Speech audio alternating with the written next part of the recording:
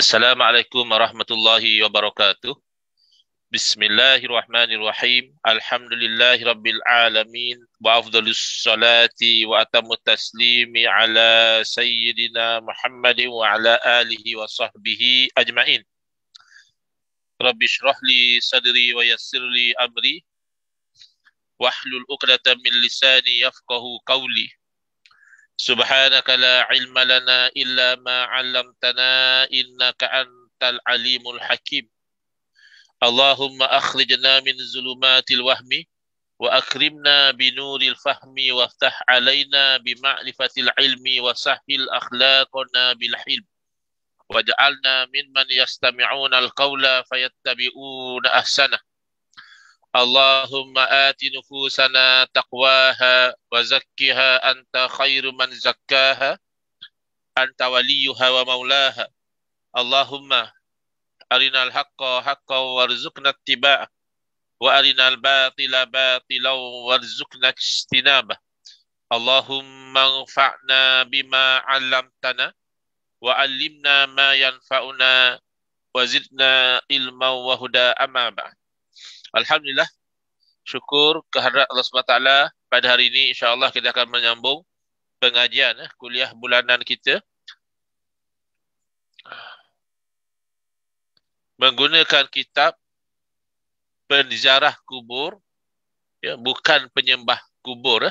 Ini disusun oleh Al-Fadhil Kiai Ma'ruf Khazin hafizahullah taala wa nafa'ana bihi wa bi ulumihi fi daraini amin. Dan ini sangat penting mengenangkan bahawa di zaman kita ini sudah dipopularkan semula istilah yang bersifat takfiri, ya, istilah yang bersifat mengkafirkan umat Nabi Muhammad sallallahu alaihi wasallam, iaitu istilah kuburiyun. Kubur itu kuburlah, ya, tempat orang yang telah meninggal dunia dikebumikan. Kuburi makna nisbah kepada kubur, tapi yang mereka maksudkan dengan kuburiyun adalah penyembah-penyembah kubur, sedangkan kita sedia maklum bahawa penyembah kubur, bahkan penyembah apa sahaja selain daripada Allah Subhanahu Wa Taala, orang itu menjadi kafir, ya, musyrik, terkeluar dari Islam. Jadi apabila mereka sewenang-wenangnya menggunakan istilah kuburiyun kepada umat Islam yang menziarah kubur, yang tabarruk, mengambil berkat dengan orang-orang soleh yang telah dikubumikan, orang-orang Islam yang mengamalkan tawassul, istighosah dan sebagainya, hakikatnya mereka mengkafirkan umat Islam ini. Jadi kalau kita lihat, undur sedikit ke muka surat 38, istilah penyembah kubur atau kuburiyun ini ada silsilahnya. Tapi silsilahnya itu tidaklah sampai kepada Quran dan hadis, tidaklah sampai kepada generasi salafus soleh, tidak. Ini adalah istilah yang bid'ah, yang direka-reka bagi mengkafirkan umat Islam. Cuba kita lihat, ya, di muka surat 38 kita undur sedikit. Kalau di dalam Al-Quran maupun hadis hanya menyebut istilah menyembah selain Allah dengan kalimah penyembah berhala, ya, ataupun penyembah matahari, ya, ataupun penyembah malaikat atau penyembah ciptaan Allah yang lain. Tapi bagi golongan Wahabi, mereka menyebut istilah baru yang tidak ada di dalam Quran maupun di dalam hadis yang dikenali dengan istilah kuburiyun, iaitu penyembah kubur. Nabi Muhammad sallallahu alaihi wasallam tidak pernah menggunakan istilah penyembah kubur ini. Dan istilah ini adalah satu istilah yang bid'ah, bukan sahaja bid'ah dengan erti kata ianya baharu, tidak ada di zaman Nabi sallallahu alaihi wasallam, bahkan bid'ah dengan erti kata ianya adalah bid'ah yang sesat, yang bercanggah dengan ajaran Nabi sallallahu alaihi wasallam. Ini yang lebih penting, ya. Jadi silsilahnya bermula daripada Al-Imam Ibn Taymiyah yang meninggal dunia pada tahun 728 Hijrah. Jelas beliau bukan generasi salaf. Al-Imam Ibn Taymiyah adalah ulama kurun yang ke-8. Jadi dakwaan golongan Wahabi kononnya kami ikut salaf, kami ikut salaf, itu sebenarnya adalah dakwaan yang misleading, ya. Sepaling salaf pun yang Wahabi ikut itu nisbah kepada Imam Ahmad bin Hanbal rahimahullah taala. Itu pun banyak sekali pegangan Wahabi yang bercanggah dengan apa yang dipegang oleh Imam Ahmad bin Hanbal rahimahullah taala. Tapi rata-rata pegangan yang dipegang oleh Wahabi sebenarnya tidak diambil dari tokoh salaf, sebaliknya diambil daripada Imam Ibn Taymiyah yang jelas beliau ini adalah dari generasi khalaf, jadi daripada generasi yang datang kemudian, iaitu kurun ke-8, hidup 661 hingga 728 Hijriah, kurun ke-8 Hijrah. Itu gelaran beliau adalah Taqiyuddin, ya. Kunyah beliau adalah Abu Abbas, nama beliau adalah Ahmad, ya, Ahmad. Nama Ibn Taymiyah kalau orang tanya apa nama beliau, Ahmad, ya, Ahmad bin Abdul Halim bin Abdul Salam bin Abdullah bin Abil Qasim bin Muhammad Ibn Taymiyah. Jadi ke atas lagi sebenarnya yang katakan Ibn Taymiyah itu. Tapi lekat nama Ibn Taymiyah ini kepada keturunan, termasuk datuk beliau, ya, Datuk Ibn Taymiyah ini Majduddin, atau digelar Al-Majdu, atau digelar Ibn Taymiyah Al-Jad. Ibn Taymiyah the grandfather itu adalah memang ulama ahli sunnah wal jamaah, bermazhab Hambali. Itu datuk beliau memang tokoh ulama yang disegani dalam mazhab Hambali. Tapi Al-Imam Ibn Taymiyah ini membawa fahaman-fahaman yang bercanggah. Sebahagiannya itu dengan pegangan ahli sunnah wal jamaah, antaranya adalah melabelkan orang-orang Islam sebagai kuburiyun, iaitu penyembah kubur. Beliau adalah seorang ulama, tidak dinafikan, dan memang beliau masyhur dengan keilmuan beliau. Namun malang sekali, Al-Imam Ibn Taymiyah ini memiliki banyak pemikiran yang bertentangan dengan apa yang dipegang oleh majoriti umat Islam. Bahkan kita boleh katakan beliau ini melanggar kesepakatan para ulama, melanggar ijma' para ulama, sehinggalah menurut Al-Imam Al-Hafiz Waliyuddin Al-Iraqi rahimahullah ta'ala, ada sekitar 60 masalah yang ditentang oleh Ibn Taymiyah. Maknanya Ibn Taymiyah melanggar ijma' ulama dalam sekitar 60 masalah, sebahagiannya dalam masalah yang usul, iaitu masalah akidah, dan ada juga dalam masalah yang furu', iaitu masalah cabang fiqah, ya. Dari sinilah, dari beliau lah sebenarnya timbulnya tuduhan penyembah kubur itu. Misalnya dalam kitab Ar-Raddu 'alal Mantiqiyin, Al-Imam Ibn Taymiyah menyebutkan, wa hakadzal musyrikuna fi zamanina alladhina yad'una ghairallahi kasyuyukhil ghaibina wal mauta. Demikianlah kata Imam Ibn Taymiyah, orang-orang musyrik di zaman kita. Yang beliau maksudkan orang musyrik di zaman beliau itu bukanlah orang-orang penyembah berhala, bukan. Tetapi iaitu orang yang menyeru selain daripada Allah, seperti menyeru kepada syekh-syekh yang tidak ada di hadapan mereka, dan juga menyeru kepada orang yang telah meninggal dunia.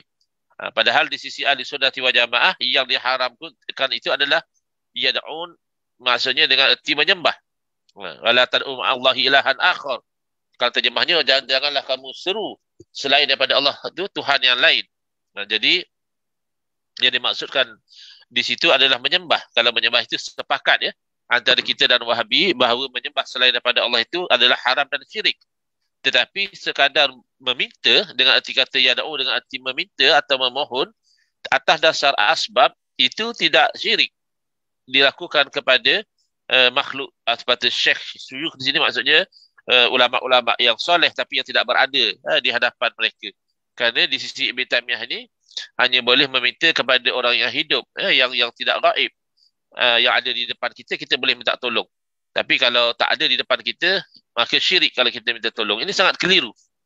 Kerana syirik itu adalah menuhankan selain daripada Allah. Meminta tolong kepada syekh-syekh ini bukan menuhankan mereka. Kerana kalau meminta tolong itu berarti menuhankan, maka meminta tolong kepada yang hidup yang ada di depan kita juga tidak boleh.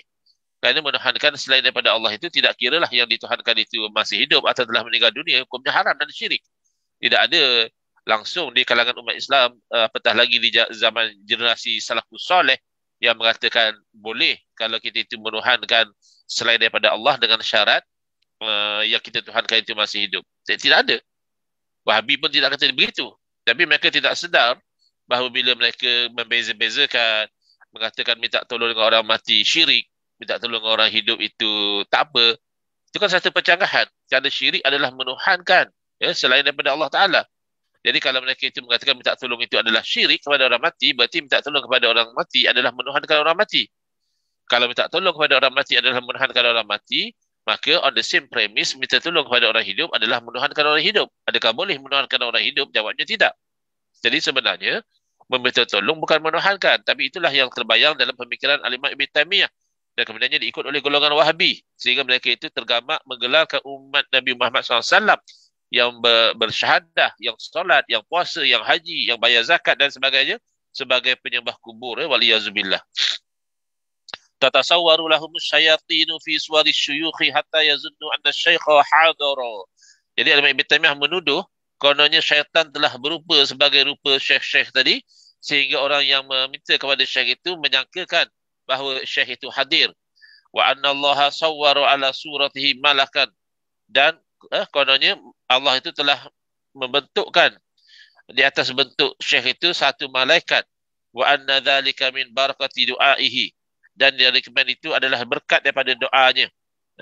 Wa innama yakunu alladhi tasawwara lahum syaitanun minas syayatin wa hadha mimma na'rifu annahu tuliya fi zamanina wa ghairi zamanina khalqun katsirun a'rifu minhum adadan.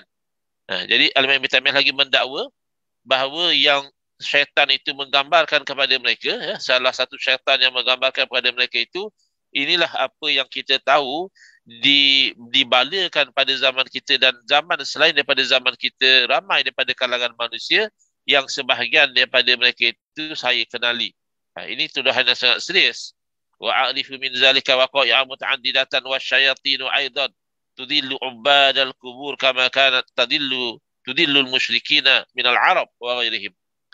Setelah Al-Imam Ibn Taimiyah melabelkan orang-orang Islam yang menziarah kubur, yang tabarruk, yang tawassul, yang istighasah ini sebagai penyembah kubur, lalu dia mendakwa lagi bahawa syaitan-syaitan juga telah menyesatkan penyembah-penyembah kubur. Ya, kalau penyembah kubur memang sesat. Tapi yang dituduh penyembah kubur hakikatnya tidak. Ya, tidak ada langsung dalam hati mereka itu bahawa mereka itu menuhankan kubur ataupun mereka itu menganggap yang dalam kubur itu Tuhan. Tidak ada. Ini hanya sangka buruk yang dibawa oleh label kuburiyun ini. Sebagaimana kata Al-Imam Ibn Taimiyah, syaitan itu telah menyesatkan orang-orang musyrikin di kalangan orang Arab dan selain daripada Arab, iaitu penyembah-penyembah berhala. Ini satu penyamaan yang sangat buruk yang dilakukan oleh beliau. Kemudian dalam kitab Iqtida'us Siratul Mustaqim, lihat di muka surat 40, kata Al-Imam Ibn Taimiyah mendakwa lagi, wa amal kuburiyuna fa innahum idza stujiba lahum nadiran fa inna ahadahum yad'ufu tauhiduhu wa yaqillu nasibuhu min rabbih wa la yajidu fi qalbihi min zawqi ta'mil iman wa halawatihi ma kana yajiduhu as-sabiqun al-awwalun. Jadi Al-Imam Taimiyah menuduh bahawa penyembah-penyembah kubur sebenarnya tidak, itu ialah orang-orang yang tabarruk, yang tawassul, yang istighasah dengan orang-orang soleh yang telah meninggal dunia ini. Itulah yang disebut sebagai penyembah kubur oleh Imam Ibn Taimiyah. Beliau mendakwa bahawa apabila diperkenankan bagi mereka, jarang-jarang. Padahal kalau ikut riwayat para alim ulama, banyak saja doa-doa yang Allah Ta'ala perkenankan ketika mana orang itu bertabaruk atau bertawassul dengan orang-orang soleh yang telah meninggal dunia. Bahkan Al-Imam Syafi'i rahimahullah Ta'ala apabila mempunyai sesuatu hajat, beliau tunaikan solat 2 rakaat, kemudian beliau pergi ke mahkam Al-Imam Ibn Abu Hanifah, Al-Imam Abu Hanifah, dan berdoa di sana. Dan sentiasalah Allah Ta'ala memperkenankan doa beliau. Bukan menyembah Al-Imam Ibn Taimiyah, bukan menyembah Al-Imam Abu Hanifah yang telah meninggal dunia, tetapi tabarruk, ambil berkat dengan seorang alim yang soleh. Itu yang dilakukan oleh Al-Imam Syafi'i rahimahullah Ta'ala. Tapi malang sekali pada gambaran Al-Imam Ibn Taimiyah, itu adalah menyembah kubur. Lalu dia menuduh bahawa apabila diperkenankan doa orang yang berdoa tadi, maka dia itu menjadi lemah tauhidnya dan habuannya daripada Tuhan itu menjadi sedikit, dan dia itu tidak merasa dalam hatinya itu kemanisan iman sebagaimana yang dirasai oleh orang-orang dahulu. Jadi ini hanya adalah tuduhan-tuduhan yang tidak ada bukti. Wa la'allahu la yakadu yubaraku lahu fi hajatihi Allahumma illa ayyafu Allahu anhum li adami ilmihim. Kemudian Imam Ibn Taimiyah menyangka lagi, barangkali kata dia, hampir-hampir tidak diberkati orang tersebut, orang yang bertawassul, bertabaruk dan istighasah tadi, kata Ibn Taimiyah, tidak diberkati pada hajatnya, kecuali lah Allah Ta'ala memaafkan mereka kerana mereka itu tidak ada ilmu. Tidak ada ilmu apa? Bi'anna dzalika bid'atun, bahawa yang demikian itu merupakan bid'ah. Ini adalah salah satu Al-Imam Ibn Taimiyah. Kerana bertabaruk, bertawassul, bahkan istighasah dengan orang-orang soleh tanpa mengira dia masih hidup atau meninggal dunia, ini amalan salafus soleh, berlaku di zaman sahabat. Tidak diingkari oleh seorang daripada para sahabat. Adakah Imam Ibn Taimiyah walaupun beliau tu alim tapi beliau tu sampai boleh mengatasi kefahaman para sahabat, kefahaman salafus saleh? Jelas tidak. Kecuali lah kalau golongan Wahabi, mereka kan ta'assub dalam mengidolakan Imam Ibn Taimiyah sehingga mereka tidak nampak pendirian salafus saleh yang sebenar. Eh, Kemudian beliau berkata lagi, fa innal mujtahida idza akhta'a athabahu Allah ala ijtihadihi wa ghafara lahu khata'ahu. Kemudian beliau berlembut balik bila berkata kerana orang-orang yang mujtahid itu, kerana ulama-ulama yang membenarkan tawassul, tabaruk, istighasah ni selain daripada beliau. Tapi beliau cuba nak macam nak tone down lah setelah beliau mengatakan ini sebagai penyembah kubur. Ini adalah bid'ah. Beliau mengatakan kerana mujtahid itu kalau tersalah sekalipun dalam ijtihadnya, Allah memberikan pahala juga kerana ijtihadnya itu dan Allah mengampunkan kesalahannya. Ini kalau soal sembah selain daripada Allah tu tidak ada isu. Kalau salah dapat satu pahala, yang salah dapat satu pahala itu kalau kesalahan dalam bab perkara-perkara cabang. Tapi kalau sampai membawa kepada syirik, ya itu bukan lagi salah dapat satu pahala. Salah itu kan jadi kufur. Jadi ini adalah contradiction ya. Kenyataan Imam Ibn Taimiyah yang kontradiktori. Dalam masa yang sama, beliau menuduh amalan tawassul, tabaruk, istighasah itu sebagai menyembah kubur. Beliau pula cuba tone down dengan mengatakan tapi kalau tersalah itu mungkinlah Allah maafkan mereka dan sebagainya. Ini adalah ta'arud ya, pencanggahan pendirian dalam sesuatu isu. Ini kerap berlaku kalau orang yang mengkaji fatwa-fatwa Imam Ibn Taimiyah, contradiction, penjagahan sebegini itu kerap boleh dilihat. Baik. Kemudian selanjutnya di muka surat 41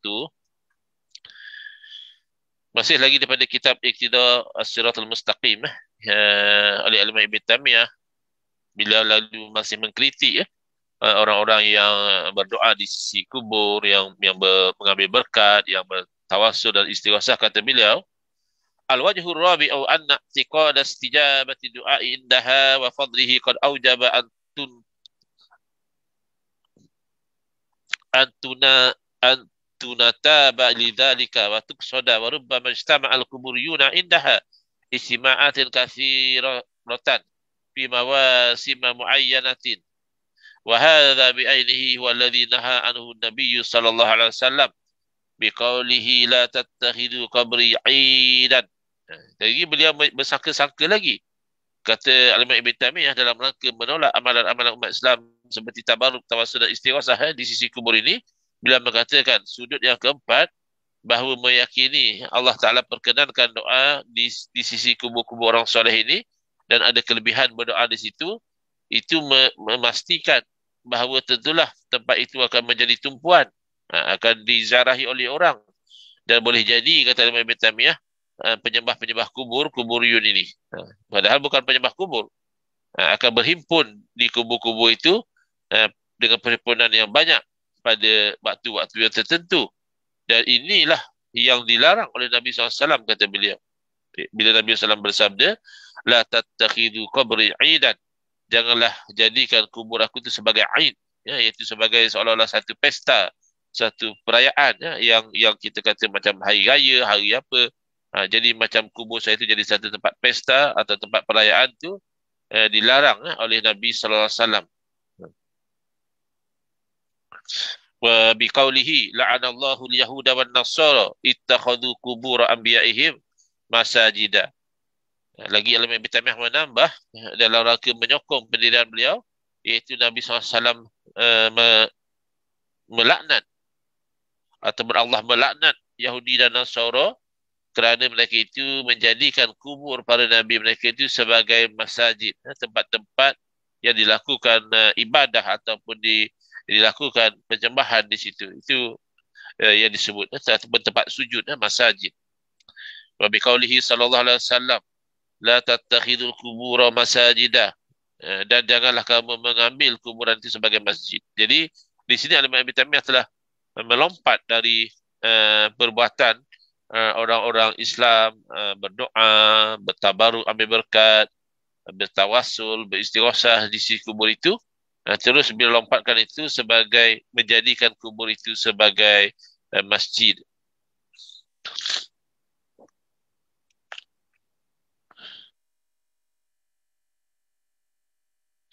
Kemudian kata beliau lagi, فإن من كان قبلكم كانوا يتخذون القبور مساجد حتى إن بعض القبور يجتمع عندها القبوريون في يوم من السنة ويسافرون إليها لإقامة العيد إما في المحرم أو رجب أو شعبان أو ذي الحجة أو غيرها. Lalu Al-Imam Ibn mendakwa lagi, sehingga kan kata beliau, setengah kuburan itu berkumpul di sisi kuburan itu pada penyembah kubur. Kuburiyun itu maksud di sini penyembah kubur. Iaitu pada satu hari dalam setahun itu, mereka akan pergi ziarah kubur. Mereka akan bermusafir ke kuburan ini untuk, kata Imam Ibn Taymiyah, merayakan satu perayaan. Ini dakwaan beliau. Sama ada dilakukan pada bulan Muharram atau Rajab atau pada bulan Sya'ban atau bulan Zulhijjah atau lainnya. Wa ba'duha yastami'u indaha fi yaumi Ashura wa ba'duha fi yaumi Arafah wa ba'duha fi nisfi min Sya'ban. Sebahagian daripada kuburan ini orang berhimpun pada hari Ashura. Ini mungkin juga berlaku ya pada golongan Syiah yang kita tahu melakukan bid'ah-bid'ah yang sayi'ah pada hari Ashura, termasuk meratap, memukul badan mereka sehingga berdarah dan sebagainya. Tapi itu tidak sampai sebabkan orang Syiah ada merayakan hari Ashura, kita haram merayakan hari Ashura. Kerana membesarkan hari Ashura ini adalah sunnah Nabi SAW. Nabi memerintahkan umat Islam supaya berpuasa pada hari Ashura dan diampunkan dosa untuk orang yang berpuasa pada hari Ashura. Dan the fact that orang Syiah membesarkan hari Ashura dengan bid'ah-bid'ah mereka tidak menghalang kita itu membesarkan hari Ashura dengan sunnah Nabi SAW.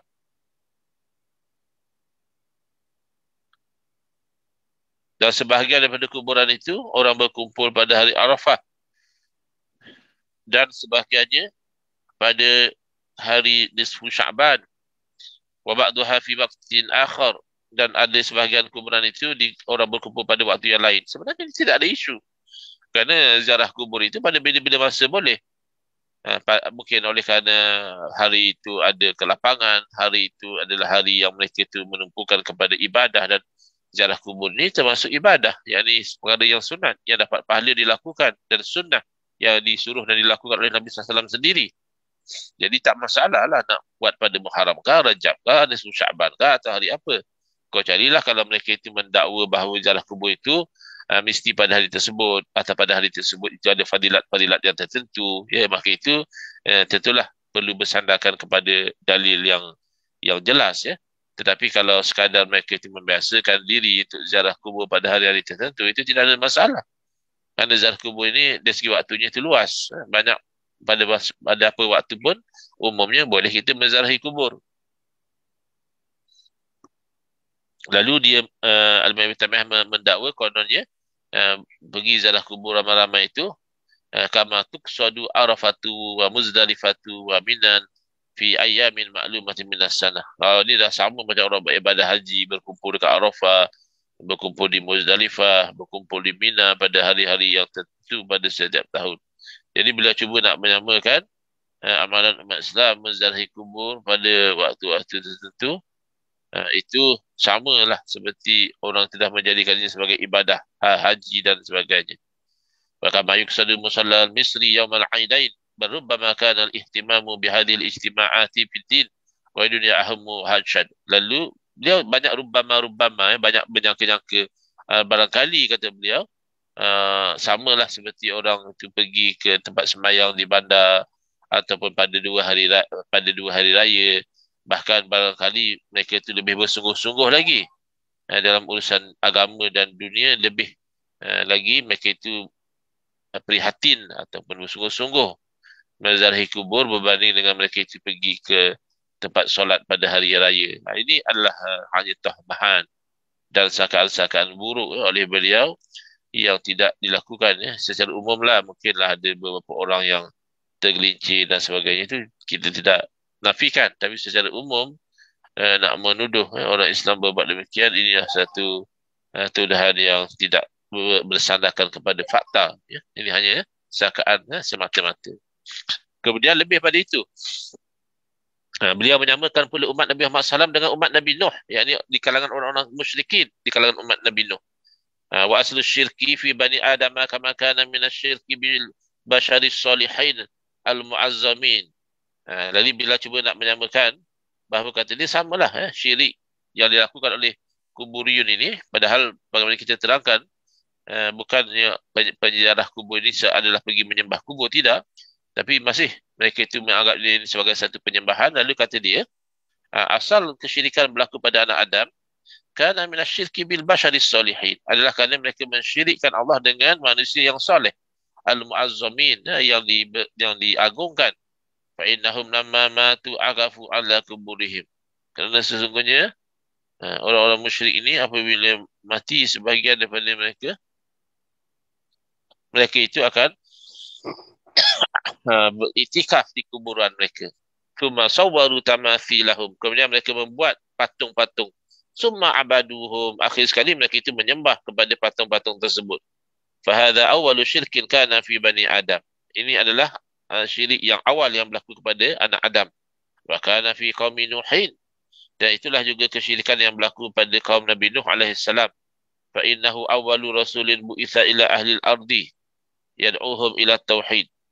Dan Nabi Nuh ini merupakan awal-awal rasul yang dibangkit untuk manusia, menyeru mereka kepada tauhid. Jadi ada di situ elemen mana Imam Abi Taimiyah tidak menganggap Nabi Adam alaihissalam sebagai rasul yang pertama.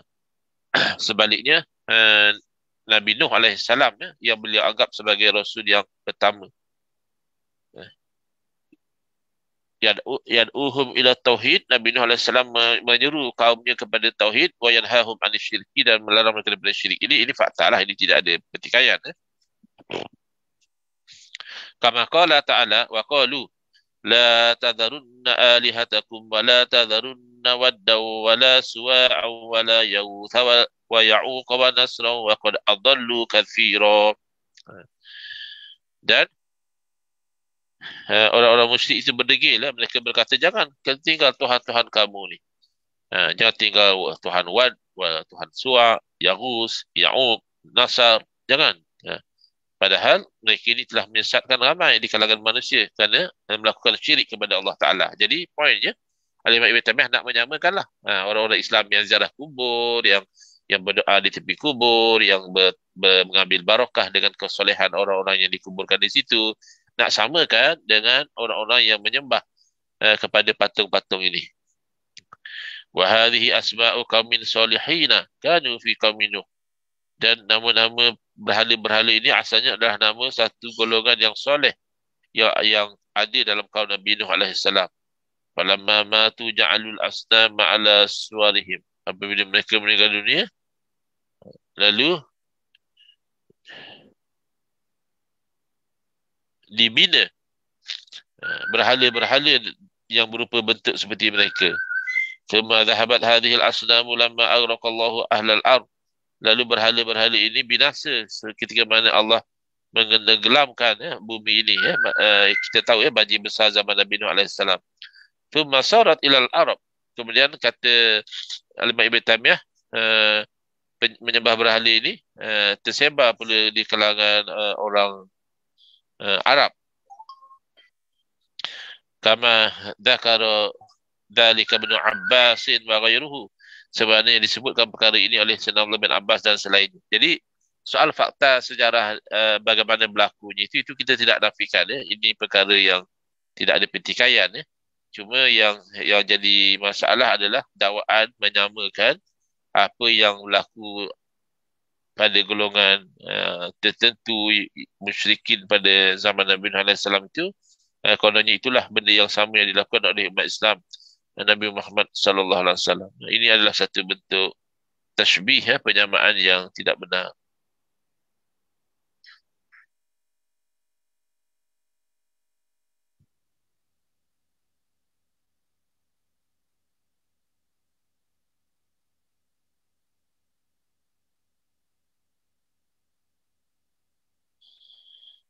Kemudian, kalaupun tidak sebiji, kata Ibn Taimiyah, wa illa fahiya nazairuha, tapi samalah Taklah sebiji patung zaman Nabi Nuh tu yang disembah oleh orang Arab, tapi samalah perangannya tu. Wa amma syirku bisyaitani fahadha kathir. Ni kalau syirikkan Allah dengan syaitan, itu banyaklah kata beliau. Tapi yang syirikkan dengan manusia ini, kata dia, itulah yang berlaku pada kaum Nabi Nuh alaihissalam, yang mana kita tidak menafikan fakta tersebut. Cuma nak menyamakan orang-orang Islam yang menyembah Allah Subhanahu Wa Taala, tapi semata-mata kerana dia tu pergi ziarah kubur, tabarruk, ambil berkat, tawassul dan istighosah lalu disyirikkan, ini tidak benar. Kemudian, ini jelas kalau lihat di episode 44, apa yang disebut oleh Al-Imam Ibn Taimiyah ini sebenarnya bertentangan dengan hadis-hadis Nabi SAW yang jelas memberi jaminan bahawa umat Nabi Muhammad SAW tidak akan sesat secara secara besar-besaran, pakat jadi sesat balik, tidak. Kayak kalau ada beberapa orang, 2-3 orang yang tertentu yang menjadi murtad, yang tergelincir kepada kesyirikan, itu kita tidak nafikan. Tapi kalau sampai majoriti umat Nabi Muhammad SAW itu menjadi syirik, ini adalah satu dakwaan yang bercanggah dengan hadis Nabi sallallahu alaihi wasallam. Jadi Al-Imam Ibn Taimiyah ini, beliau memiliki pemikiran yang berlawanan, yang bercanggah dengan majoriti umat Islam. Ini pernah diadili oleh hakim, oleh usulan para ulama. Jadi bila para ulama tengok beliau membawa pemikiran yang ganjil, yang bercanggah dengan pegangan para alim ulama, lalu beliau itu dibicarakan. Kemudian disebutkan di sini, qala al-Barzali wa fi Syawal minha syakka as-sufiyyah bil Qahirati ala Syekh Taqiyuddin wa kallamuhu fi Ibn Arabi wa ghairihi ila dawlati faraddu al-amra fi dhalika ila al-Qadi Syafi'i fa uqida lahu majlisun wa da'a alaihi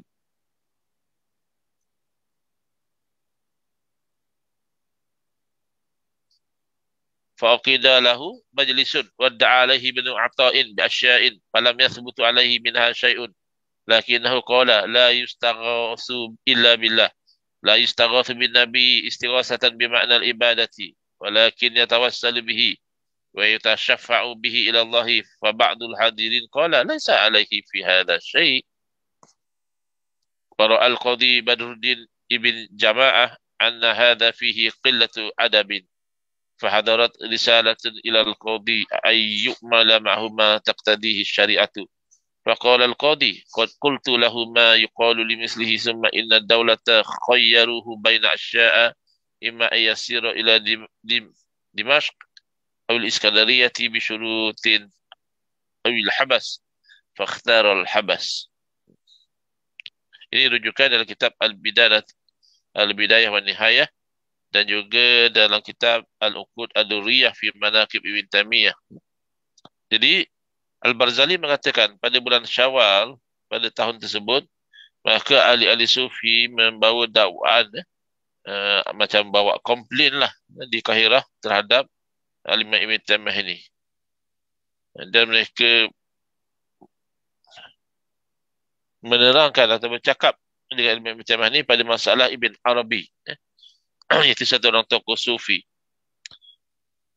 wa ghairihi, dan juga yang lain daripadanya, ila daulati, dibawa ke situ kepada kerajaan.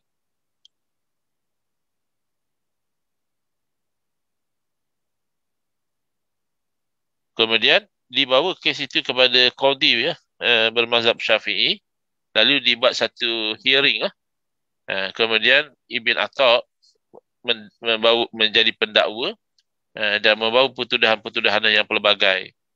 Tapi tidak sabitlah apa yang dituduh itu. Akan tetapi Ibn Taimiyah berkata tak boleh minta tolong kecuali dengan Allah. Tak boleh minta tolong dengan Nabi dengan arti kata beribadah. Kalau dengan arti kata menyembah, ya memang tak boleh. Yang boleh hanya bertawasul dan meminta syafaat daripada baginda kepada Allah. Jadi sebahagian daripada yang hadir berkata, oh kalau macam ini tak ada masalah. Tetapi Qadi Badruddin bin Jamaah melihat bahawa percakapan ini adalah percakapan yang tidak beradab. Kerana dari awal lagi seolah-olah ingin menyamakan minta tolong kepada Nabi itu dengan minta tolong kepada Allah Subhanahu Wa Taala, padahal ia adalah dua perkara yang berbeza. Satu secara asbab dan satu adalah secara hakikat. Jadi adalah satu bentuk percakapan yang kurang adab. Lalu uh, datanglah satu surat kepada qadi untuk memerintahkan supaya diperlakukan kepadanya, pada Ibn Taymiyah ini, apa yang dituntut oleh syarak.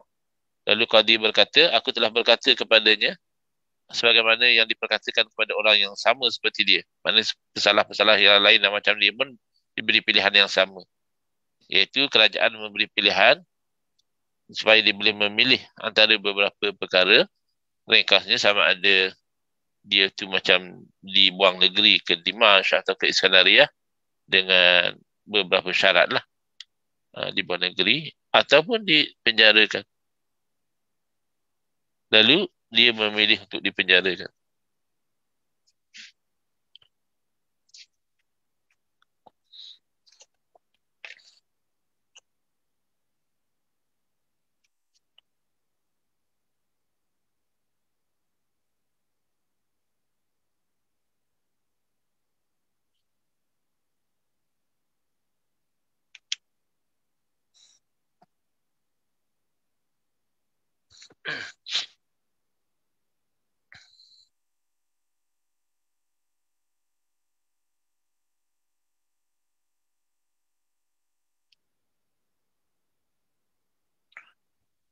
Okey, sebelum kita pergi kepada bagaimana Ibn Taymiyah sendiri sebenarnya dengan doktrin beliau tu pun murid-murid beliau tidak ikut kepada apa yang beliau katakan.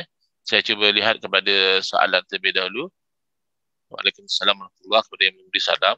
Ada satu soalan di sini, iaitu adakah salah jika kita meletakkan bunga dan tuang air atas kubur semasa kita dah kubur? Yang ini ada diterangkan oleh Ustaz Muhaddir bin Haji Jul dalam kitab beliau, Kekeliruan Umat. Inilah jawapannya, iaitu amalan meletakkan bunga ini dikiaskan kepada amalan Nabi sallallahu alaihi wasallam membacakan pelepah tamar dengan niat moga-moga diringankan azab orang yang di dalam kubur. Itu dikiaskanlah sebab bunga-bungaan ini juga ada tasbihnya. Jadi para ulama melihat ringannya azab orang dalam kubur dengan Nabi SAW letakkan pelepah tamar itu antara lain adalah kerana pelepah tamar yang masih basah itu ada tasbih, dan tasbih itu memberi manfaat keringanan azab kepada orang dalam kubur. Jadi begitu bungaan ini adalah sebagai kias kepada pelepah tamar. Kalau nak exactly, ya carilah pelepah tamar yang masih lembab, yang masih basah, yang belum kering, pacakkan di kuburan. Itu kalau nak ikut exactly harfiah sunnah perubatan yang dilakukan oleh Nabi SAW. Tapi kalau nak ambil by the meaning, the makna di sebalik itu adalah supaya diringankan azab orang dalam kubur dengan tasbih-tasbih daripada pohon-pohonan, maka itulah ambilan amalan menabur bunga. Jadi ianya tidak salah. Demikian juga amalan menyiram air di kuburan itu juga dilakukan oleh Nabi SAW. Cuma Wahabi kata itu Nabi buat sebab supaya tak berdebu. Itu hanya kita kata logik di belakang itu, tapi perbuatan menyiram air itu dilakukan oleh Nabi SAW, maka ia menjadi satu sunnah untuk kita lakukan. Soal nak hilang debu, ya boleh jadi juga di zaman kita pun masih ada keperluan untuk supaya kalau tanah itu kering, debu itu akan berterbangan. Ataupun kalau tidak ada pun keperluan yang sedemikian, masih lagi kita melakukan kerana mengikut kepada perbuatan Nabi sallallahu alaihi wasallam. Cuma kalau sampai dijiruskan air mawar misalnya, itu makruh kerana itu adalah satu perbuatan yang membazir. Tapi kalau sekadar air biasa boleh. Cuma ada juga sebagai ulama mengatakan kalau air mawar boleh daripada sudut wanginya itu, kerana pada malaikat suka kepada bau yang wangi. Itu ada sebagian mengatakan boleh, tapi kalau segi hukum fiqahnya menjeruskan air itu adalah sunat kerana mengikut pada perbuatan Nabi sallallahu alaihi wasallam. Tapi kalau air itu adalah air yang kalau kita jerus itu menjadi satu bentuk perbaziran, misalnya air mawar, itu hukumnya adalah makruh. Baik, jadi itu menjawab soalan yang ditanyakan. Jadi insya-Allah next, ini panjang lagi ni ceritanya. Kita lihat bahawa di pusat 46 Ibn Taymiyah di awal penyebarannya